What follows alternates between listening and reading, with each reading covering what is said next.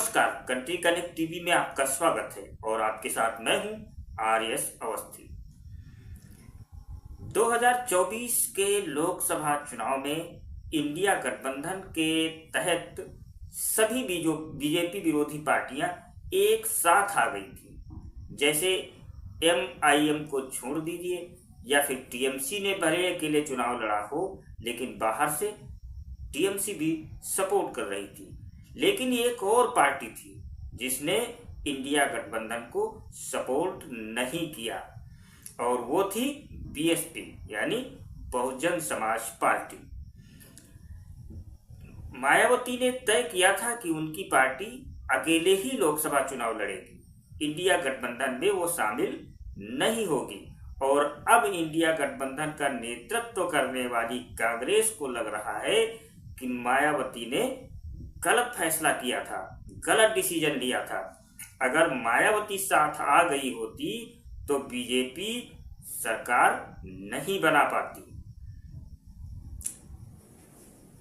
जिस तरीके से कांग्रेस और समाजवादी पार्टी के गठबंधन ने उत्तर प्रदेश में एक शानदार प्रदर्शन किया और अच्छी तादाद में सीटें भी जीती, अगर मायावती साथ आ जाती तो शायद और सीटें इंडिया गठबंधन को उत्तर प्रदेश में मिल सकती थी, या कह लीजिए इंडिया गठबंधन कुछ और सीटों पर विजय हासिल कर सकता था। ऐसा राहुल गांधी का मानना है। इसलिए राहुल गांधी ने कहा है कि बहन जी ठीक से आजकल चुनाव नहीं लड़ रही, अगर वो साथ हो जाती तो बीजेपी कभी चुनाव जीतती ही नहीं। राहुल गांधी ने अपने बयान में क्या कुछ कहा, पहले वो सुनाते हैं। एक बात तो है, ये तो कहना पड़ेगा कि कांचीराम जी ने नींव रखी और बहन जी ने काम किया, ये तो मैं भी मानता हूँ। मगर एक सवाल है, बहन जी आजकल चुनाव ठीक से क्यों नहीं लड़ रहे, ये भी सच है। अब हम चाहते थे कि बहन जी बीजेपी के विरोध में हमारे साथ लड़े, मगर मायावती जी किसी न किसी कारण नहीं लड़ी।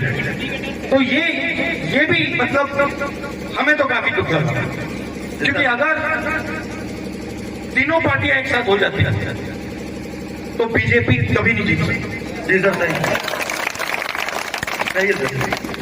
आपको राहुल गांधी ने रायबरेली में बयान दिया और उन्होंने मायावती को बीजेपी की बी टीम बता दिया, जैसे कि वो असदुद्दीन ओवैसी को भी लगातार बी टीम बताते रहते हैं। और राहुल गांधी ने आरोप लगाया कि मायावती बीजेपी की बी टीम बनकर काम कर रही है। देश के संविधान में दलितों के योगदान का जिक्र करते हुए कांग्रेस नेता राहुल गांधी ने यह भी कहा कि वो डॉक्टर बी.आर. अम्बेडकर के पास सुविधाओं का अभाव था, फिर भी उन्होंने पूरी राजनीतिक व्यवस्था को हिलाकर रख दिया। देश की बड़ी 5 फर्मों में शामिल कुछ शीर्ष निजी कंपनियों का नाम लेते हुए राहुल गांधी ने युवाओं से पूछा कि उनमें से कितनी कंपनियों के प्रमुख दलित हैं, और दलितों के राजनीति करने वाले भी अब बी टीम बनकर काम कर रहे हैं। ऐसे में दलितों का कल्याण कैसे होगा? राहुल गांधी ने यह भी सवाल उठाया और पूरी व्यवस्था दलितों के खिलाफ है। ऐसे में जो लोग दलितों की राजनीति करते हैं, कम से कम वो हमारे साथ आकर चुनाव लड़ सकते थे ताकि बीजेपी को हराया जा सके। यानी मायावती पर राहुल गांधी एक तरह से तंज कस रहे थे। अब जब मायावती पर राहुल गांधी ने तंज कसा तो मायावती ने भी देर नहीं की और तुरंत उसका जवाब भी दिया है। उन्होंने एक ट्वीट किया।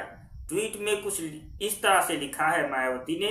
उन्होंने लिखा कि कांग्रेस पार्टी जिन राज्यों में मजबूत है या जहां उनकी सरकारें हैं, वहां बीएसपी व उनके अनुयायियों के साथ द्वेष व जातिवादी रवैया अपनाया जाता है, किंतु यूपी जैसे राज्य में जहां कांग्रेस कमजोर है, वहां बीएसपी से गठबंधन की बरगलाने वाली बातें करना या उस पार्टी का दोहरा चरित्र नहीं तो और क्या है।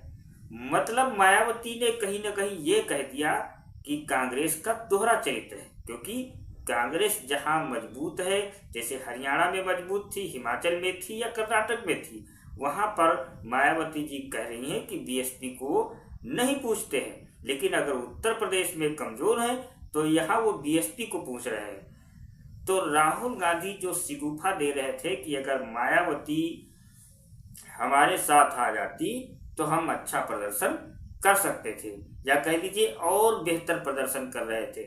मतलब कांग्रेस, सपा और बसपा मिलकर उत्तर प्रदेश में बीजेपी का सफाया कर सकते थे, राहुल गांधी का ऐसा मानना था।